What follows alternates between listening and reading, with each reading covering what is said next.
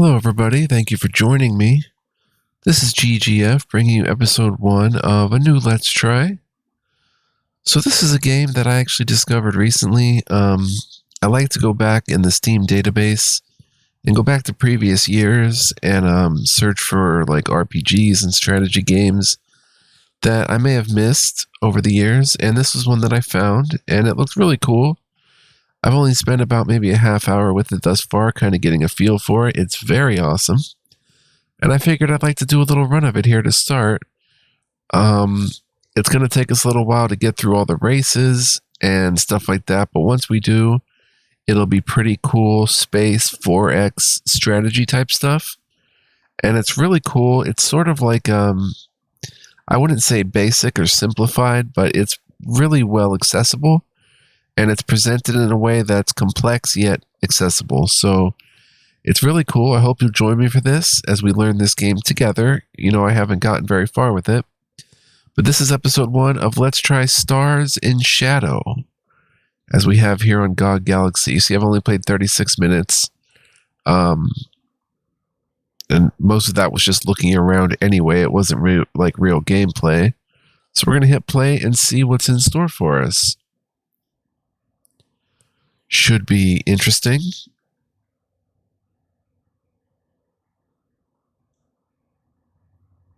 And yeah, let's go, son. It's going to be cool. We'll chart the stars together. And here we go. So, welcome to Stars in Shadow. Read more about the recent update here. It is still updated today, even though the numbers say 2020. It's still being patched today. I guess the news updates just stopped coming in 2020. But anyway, let's look at options. I have expanded tactical zooms on and lock cursor. You know, everything else pretty basic. I don't want to put on simplified graphics or anything, so autosave every turn. Alright, so let's just go ahead and click new game and see what we're in for. We get to pick a race here, basically, who we're going to play as. And there's a handful, so let's go through them and take a look. So we've got the Ashdar Colonials. A colonist yields 3 production, 1 gold, 0.5 research, 0.5 food. Scientist perks +5 science, construction, a production point. Homeworld is a medium garden world. They're industrious workers. Terrace colonists generate 1 production. And they use escort carriers. They specialize in fighter operations and have an extra fighter in each squadron, as well as access to an early game low-cost carrier hull. Their homeworld is Rostaban 2, medium garden world. And here's some lore about them. The Ashdar are a reptiloid race with 2 subspecies, the adventurous Teros and the taller, more somber Hadware. Today, the Ashdar seem to be a convivial, if ambitious people, but in the age before the collapse, the Ashdar Empire conquered a large swath of the known galaxy and was a major participant in the Great War. The calamitous end to that war dissolved the Empire and scattered its remnants. Now 2 isolated fragments of the former Empire are attempting to rebuild, each believing itself to be the rightful heir to the Empire of old. Rostaban 2, formerly a fleet base on the Imperial frontier, is now the capital of a growing colony populated primarily by the hardy Teros subspecies, who have thrived in the challenging environment. Led by an able praetor, the colonials are eager to expand into the new frontier. Teros pilots, trained to fly in the treacherous Rostaban winds, are second to none. The moldering starship hulks that still lie moored to the ancient fleet yards not only serve as a reminder of the glories of their ancestors, but also as a useful example to follow as the Ashdar seek to build a new fleet. So it's very important which race you pick here, because each of them have sort of their own story going on in the game as well. And this lore will be important in the game. Then we have the Ashdar. And Ashdar Colonials are space dinosaurs, expert in carrier warfare, rebuilding on the frontier, but with ambitions of ancient empire. Then we have the Ashdar Imperials, the other sect of the Ashdar.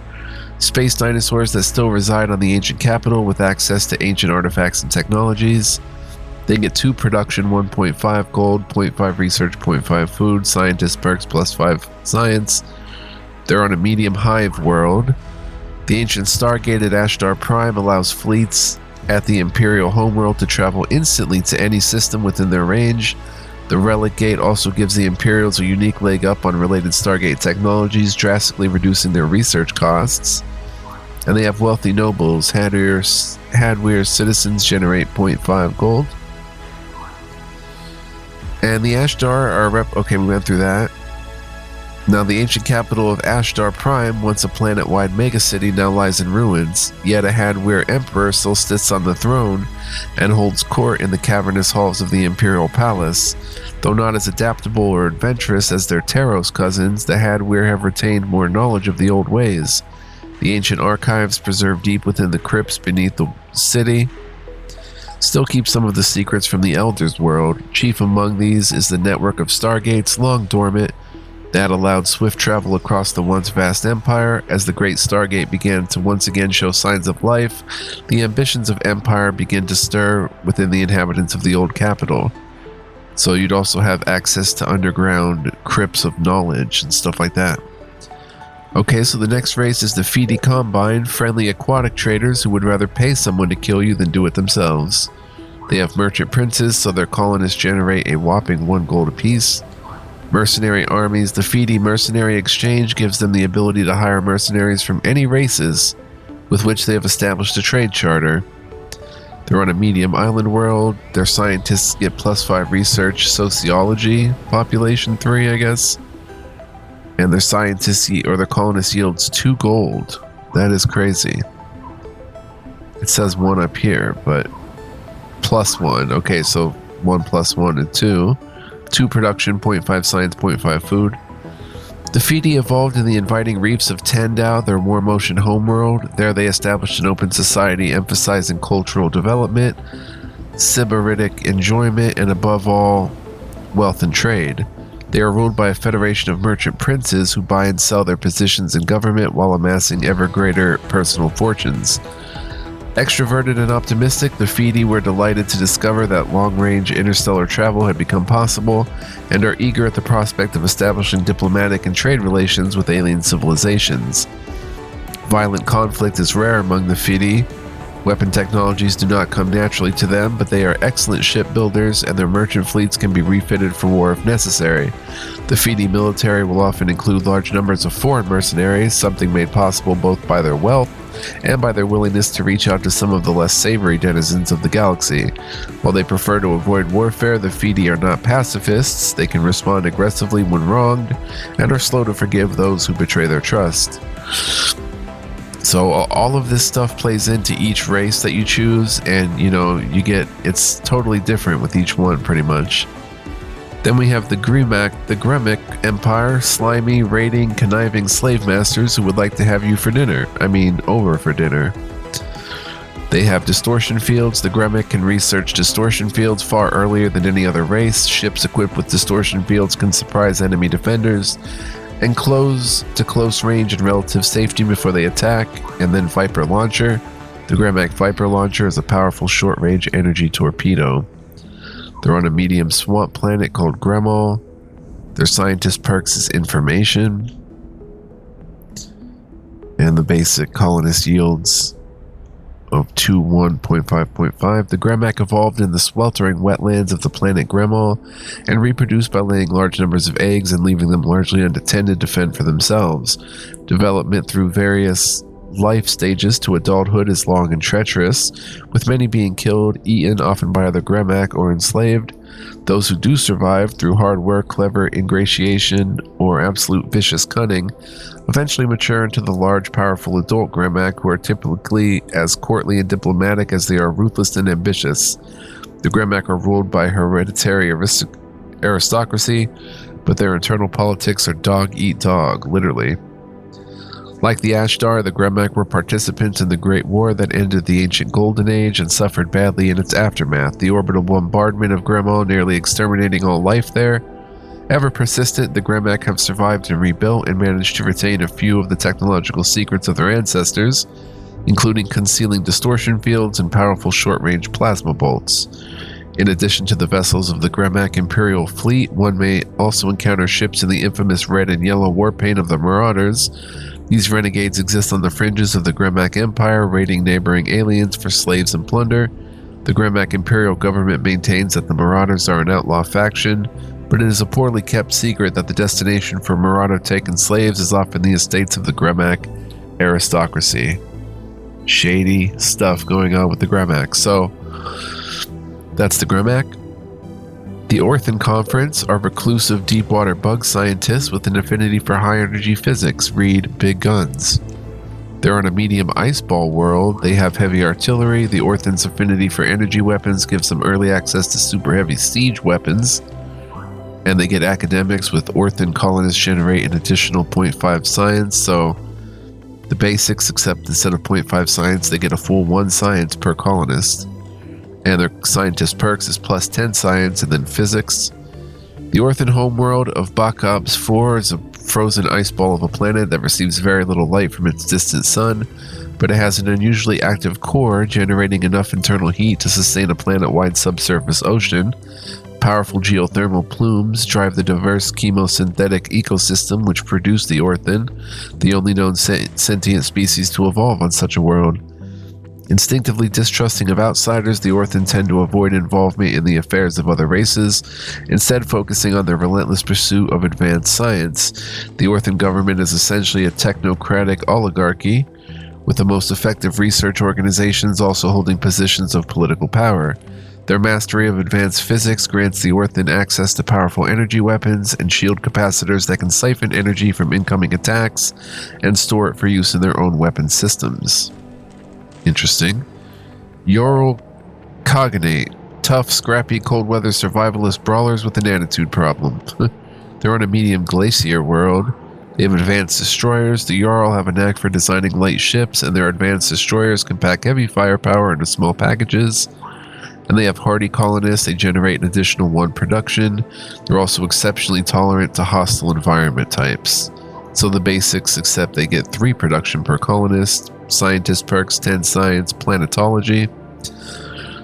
Arboreal creatures who turn to cave dwelling to survive the environmental disaster that plunged their homeworld Verold into a deep ice age. The Ural are adept at using their survivor skills to carve out self-sufficient colonies on worlds that most other races would dismiss as uninhabitable. The Ural are organized into regional clans according to a central Kagan. Blunt and direct, equally slow to forgive a slight or forget a favor, the Ural conduct their affairs with a confidence and ferocity that belies their small size. They prefer technologies that are simple and reliable, kinetic weapons over exotic energy beams, for example. Their fleets are rugged and often consist of large numbers of smaller vessels that can be replaced quickly and cheaply when the need arises. There they are, very cool armor. Interesting looking. And then we have the Tinkers, cyborg zealots who would like to introduce you to their machine god in person. They are on a medium arid world, and they have mobile stations. Tinker's station holes include engines and armor, which allow them to leave orbit on command and transport themselves to new locations. Their home world is Dizabix. They have a cyborg population. Tinkers are cyborg, giving them bonuses to production. They can also force other races to join their machine collective. They get a whopping 4 production, only 0.25 science and no food. They don't need food. Scientist perks 5 science and construction. The species that have come to be known as the Tinkers are diminutive and roughly humanoid in basic appearance, but have modified themselves to a great degree both genetically and cybernetically. The Tinkers serve an ancient mega machine called Dizabix, which they have helped to grow and cover their entire homeworld, also called Dizabix, which was probably an arid or desert world before this transformation. Neither the origin nor the purpose of this mega machine is known to outsiders, and it's not clear whether the Tinkers themselves know the answer to either question, but this does not appear to diminish their zeal to serve it. To become more effective caretakers, they've also become a cybernetic civilization, almost completely abandoning their natural life cycle. Dizabix's prime directive seems to be to constantly grow and spread, and to that end the Tinkers have attempted to establish extrasolar colonies long before the restoration of the warplanes by attaching engines to asteroids and comets and converting them into slower-than-light colony vessels. And the last race, there's only a handful of them, we get humanity, a fallen race of mercenaries, thieves, and pirates that now live in scattered enclaves across the galaxy. They yield, the basics. They have their homeworld is unknown. They're spacefaring refugees. We'll get to that in a second. Humanity starts with an additional colony ship and additional transport. They also pay reduced upkeep costs, minus 50% gold on all ships, and they have no homeworld. Start without a homeworld, with an outpost and all of its population on transports. This is a difficult starting position. Their scientist perks are +5 science and beams. They also have a warning.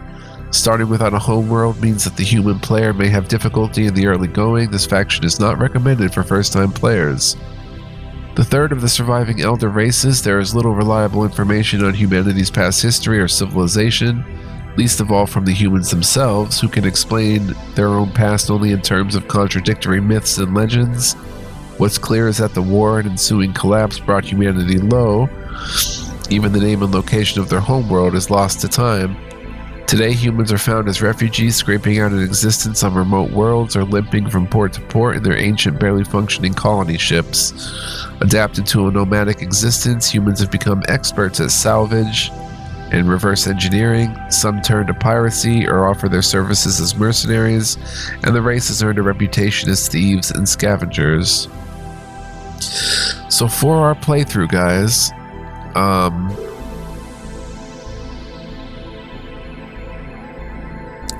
I wouldn't mind being a bunch of these, actually. I first played around with the Feedy Combine. They're really cool. Then there's also the Ashdar. The old dinosaur race that has the hidden knowledge of the old ways. The ancient archives. That'd be interesting to explore. Plus they have wealthy nobles and they have those ancient Stargate at Ashdar Prime. There's a lot of interesting reasons to pick any of these. I like the Ural Cognate because they can pretty much nest anywhere they want on glacier worlds.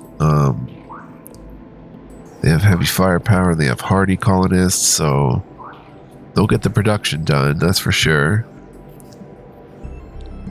Humanity is interesting. I played around with them as well. They have a really fun start. They don't have a homeworld. They start with an outpost, but you can, search for a homeworld, find one and claim it, and then you're in business. So a little bit of a delayed start for them, but still very cool. I was able to capture a few stars, like a few planets with them. I think we're going to be the Ashdar Imperials because I want to see what these weird dinosaurs have to offer with their, the crypts beneath the city, preserving the secrets from the Elders world. And then we have a Stargate, which can travel any fleet instantly to any system within their range. It also gives the Imperials a unique leg up on related Stargate tech, drastically reducing their research costs. So let's be the Ashdar Imperials. Let's see how long we've been playing. 18 minutes only, great. So that did not take that long. And let's go to map settings, which is next. So pretty basic here. We can pick easy, normal, hard, or brutal. Let's start with easy. I have it on huge, 88 star systems. Ashdar Imperials, and then random AI players. How many? 1, 2, 3, 4, 5, 6, 7. So there's 8 players total, including me. We can change the map shape, box, ellipse, ring, hourglass. Ellipse is fine. Star density. Game speed. Let's put it on epic, actually. Native races. Controls the frequency of planets with the native race special. We have it on rare. Habitable planets. The frequency of hospital planet types. Normal. Radar activity high. Controls the number of pirates, marauders, and star harpies seated in the galaxy. We have it on high. There's also extreme. Okay, we have enable advisor suggestions to show advisor help messages. Enable undo redo. The ability to undo and redo actions will be available in this game. Alright, so there are your options. You hit start game and let's go, son. I've never played as this race, the Ashdar Imperial, so it should be interesting. In total, I've only played the game for a half hour, so I can't really say too much about it.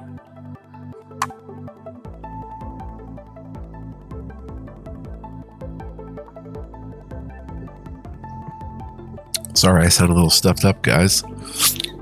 It happens. Alright, here we go.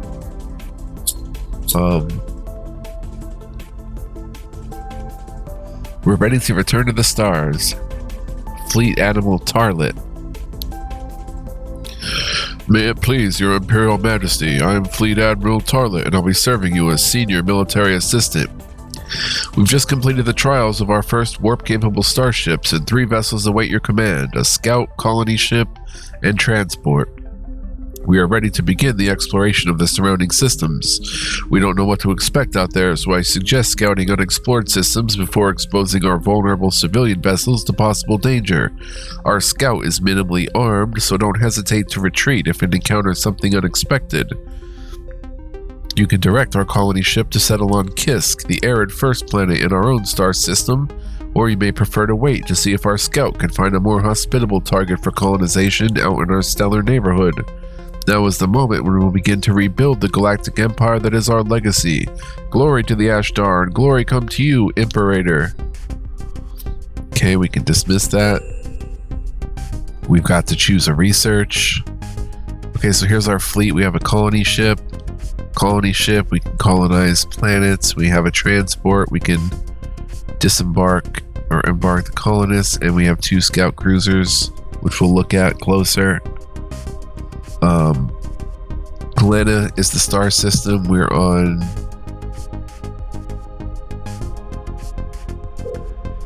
Ashdar Prime. It's a hive world. Population 10 to 20 million is crazy. Solar days only 14 hours. It's warm. High fertility, special resource artifacts. That's what we were talking about before. Normal minerals, size medium, type hive. Hive worlds boast massive cities and have tremendous industrial capacity. However, the extreme demands of the hives will destroy most life outside the arcology walls. The hives themselves are well armored against the elements and include extensive systems for regulating their internal conditions. It is possible to transform nearly any planet to a hive world. All that's required is a thin atmosphere. The Ashdar Hadwir, there's 8 million of them. And the Ashdar Taros, there's 2 million of them, so that is the difference there. There's improvement slots. They have mines, I guess, 2 factories and 2 farms. This is what it's producing: 46 labor, 9 coins, 6 metal, 3 food, 5 science. And these are our total stuff here. Building starship requires metal, food consumption. We get 10 from base, 14 from taxes, minus 15 for ship upkeep, minus 5 for building upkeep. No research set yet. And we have no transports in the trade pool. We'll get to that. Influence is key resource for diplomacy. 5 in our fleet. Alright, let's rock and roll. So first of all, we have a space station here, which we can scrap for 8 coin and 100 metal. But we have a space station. They're required to build ships larger than light cruisers. Bases deployed in orbit around a colony world cost no upkeep. And there's artifacts. Ancient artifacts. This planet contains deposits of ancient artifacts. Access to a source of artifacts increases the maximum production of each ship, I guess, by +2. Or each maybe scientist. Yeah, like each population maybe, I'm not sure, but artifacts from ancient civilizations that predate the Great War and the subsequent collapse of the warp lanes are a great boon to scientific research, as they provide concrete examples of advanced technologies and techniques for researchers and engineers to follow. A great deal of knowledge was lost in the centuries following the collapse, and so there is much to be rediscovered. On planets in which environmental conditions are just right, entire geologic layers may be packed with ancient items. Even then, common everyday objects can contain remarkable insights into the manufacturing processes and materials sciences that created them. Then we've got the ancient Stargate. One of the lost wonders of the ancient world. Travelers who enter this gate can be instantly transported to any location in the known galaxy. That is crazy. No shields, no upkeep, no munitions, bunch of armor, neutronium armor, super heavy armor of incredible density, expensive to produce but almost impossible to destroy, absorbs 50% more damage than adamantium. Reinforced bulkheads increase the ship's armor rating, must be placed in system hardpoints. That's for this wonderful ancient Stargate. So, there's already 10 million peeps here. Let's set, we can colonize this planet, Kisk. It has a 4 million capacity. It's arid and ice. This cannot be colonized. This is an airless with vents, an iceball world. Iceball worlds have extremely thin atmospheres and surfaces enclosed in a thick layer of ice. In the interior, heat from the planet's core melts the ice deep below the crust, creating vast subsurface oceans that may be home to chemosynthetic life. Most surface-dwelling or shallow water species will be limited to development on the freezing barren surface. And this planet we can colonize. It's an arid world. A thin atmosphere and rocky surface makes colonization of arid worlds relatively straightforward, though few colonists will be comfortable here. If the planet is massive enough to support a thicker atmosphere, terraforming to a more hospitable type may be possible. It's a hot planet. It's got a thin atmosphere. It's very close to the star here.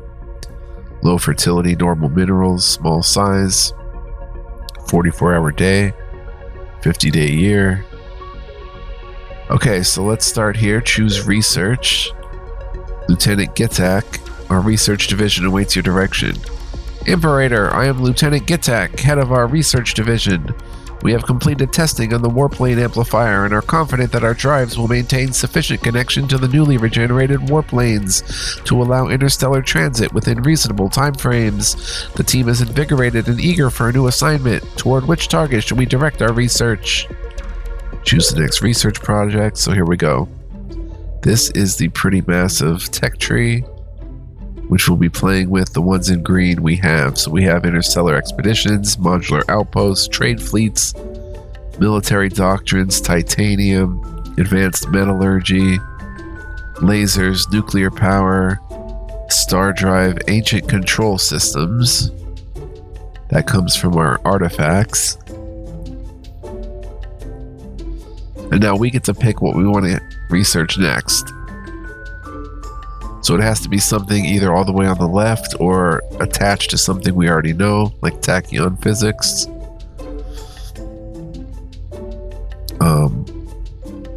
Oh, we also have some stuff down here. Wait. Oh no, we don't have those. Okay, they're not green. I'm colorblind.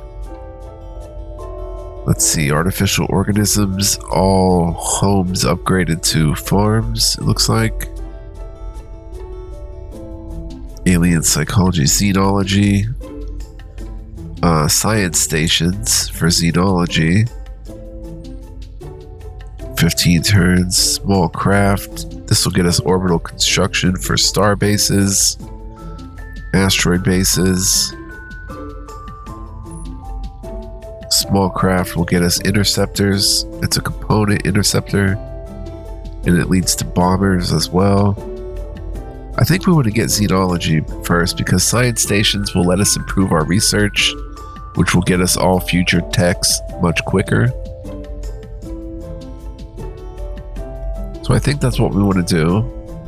Superconductors unlocks long range. Containment fields plus 50% transport. Tachyon physics increased scan range. That's interesting, because that goes to hyperspace metrics, increased strategic speed, deflector screens and shield regenerators. And we can get to military, but I want to go with xenology. The study of the unknown has always been the challenge of science, but as we venture to the stars, we must be prepared to analyze locations and phenomena undreamed of in our wildest imaginings. And we'll be far from home, having to rely on only those instruments which we have thought to bring with us. Unlocks the component science stations, shipboard laboratory facilities that generate 2 research per turn. So they go on ships, actually. That's interesting.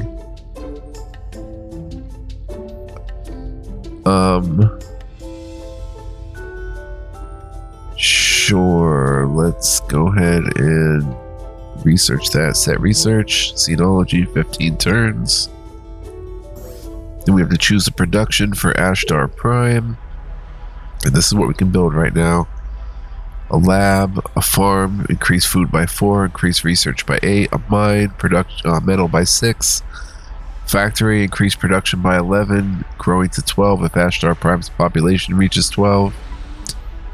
We can refit one of the ships, we can colonize Kisk, build tanks for the surface, troop ships, transports, and we'll get into all these closer as we go. Light cruisers, we can edit their design, we can queue them in production. Scout cruisers are able to discover hidden resources and detect alien ships at greater distances. We own 2 of those.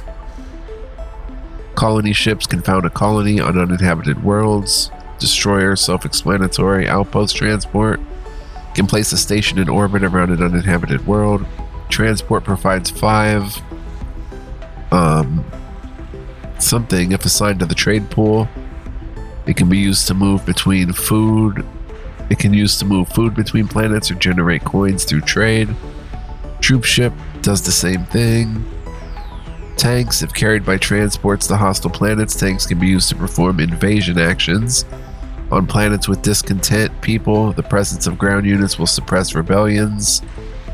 Dispatch colonists and supplies to establish a new colony on Kisk.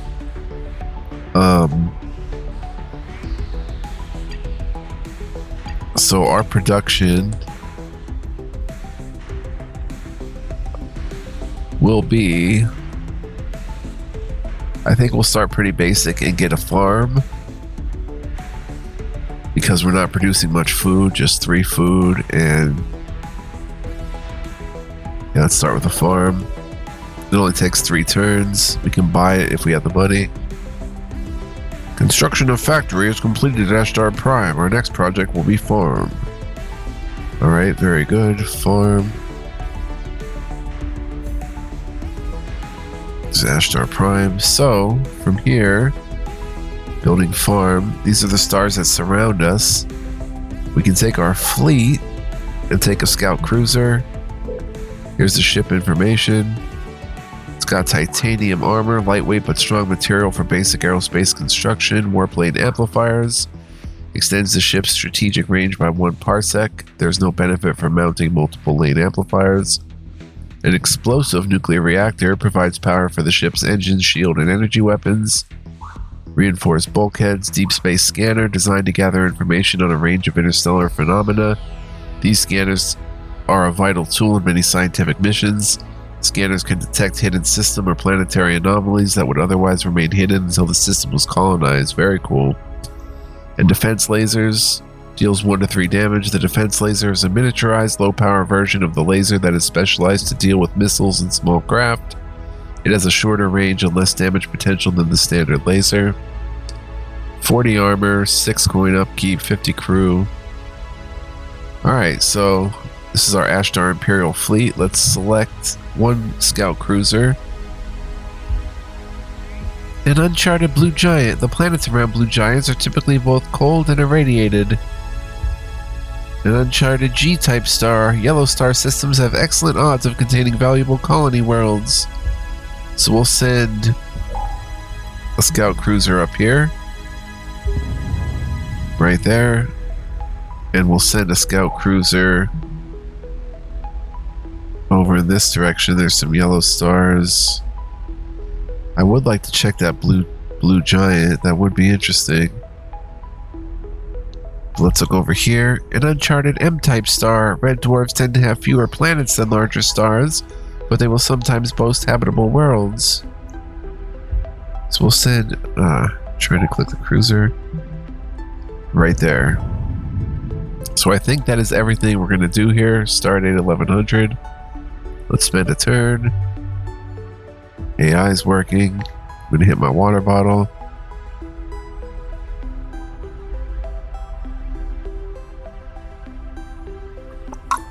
Whoa, this is interesting.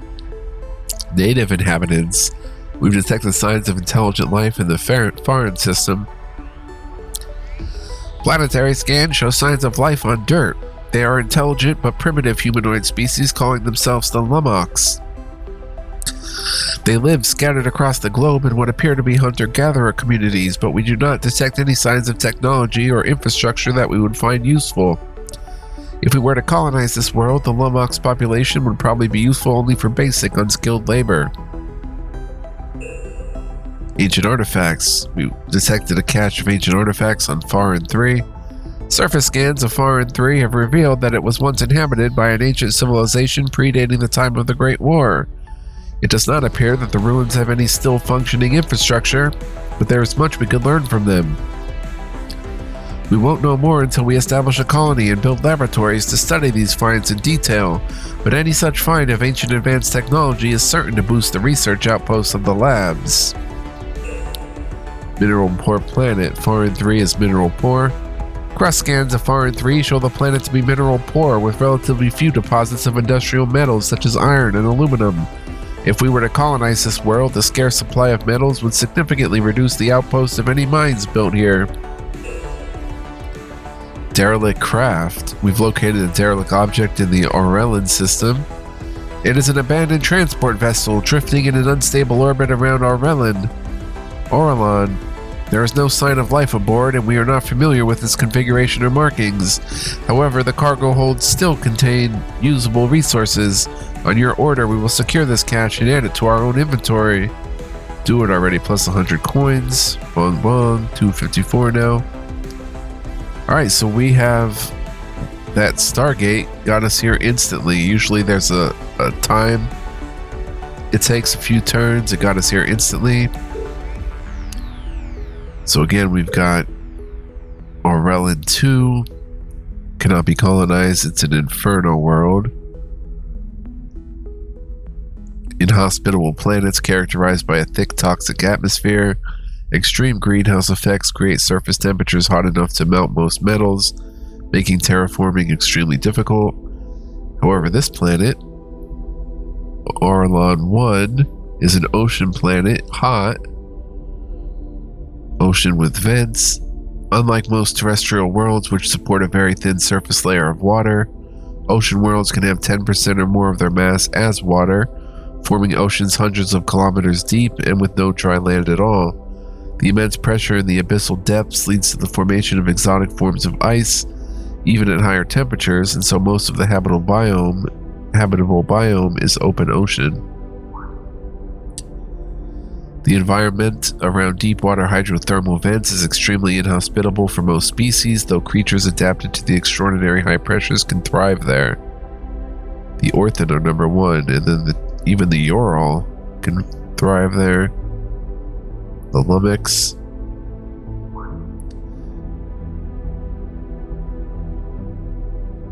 Okay, Aurellan. And then this planet, Aurellan 3, is an ice planet, a steppes planet. A thin atmosphere and rocky surface makes colonization of steppes worlds relatively straightforward, though few colonists will be comfortable here. Which one had the life? I know we dismissed those things. And I don't remember now. I thought there would be a queue here to let us know. But it doesn't seem to let us know without that information. Let's see if I can pull that back up somehow.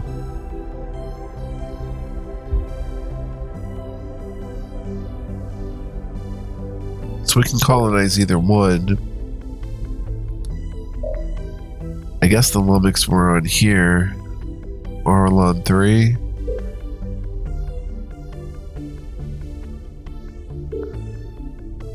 Normal minerals, high fertility, it's cold, normal atmosphere, 33 hours, 8 million population. So let's colonize Aurellan 3. I think that's better than this ocean world. So what we're going to do now is head back here, take a colony ship, and select it and click it up here to Aurellan. One turn from Aurellan. Over here we have the Farin system. We can dismiss this report. Farin, there is... Oh, here's the native population on Dirt. 3 million lummox. This is a pretty nice planet. Normal atmosphere, normal minerals, high fertility, large planet. 3 out of 18 million population, 19-hour day. Ocean, forest, reef, fence, garden worlds. Have a thick atmosphere and a climate ideal for life. The wide range of climates makes it possible for many different races to profitably coexist, each developing the parts of the planet that they're best suited for. Yes, we definitely want to colonize that. Farin 2 is a steppes world. 7 million capacity. Thin atmosphere, cold temps, low fertility, normal minerals. And this was the mineral poor, but with artifacts. It cannot be colonized because it's an ice ball, but how do we get at those artifacts? We built an outpost here, I guess. Or no, if it can't be colonized, we have to first research additional planetology technologies. We can't take advantage of those artifacts unless we colonize, I'm pretty sure. It's only 2 million capacity, is a small ice ball, but this one right here, dirt. Let's get our other colony ship headed in that direction. And our last ship is this transport.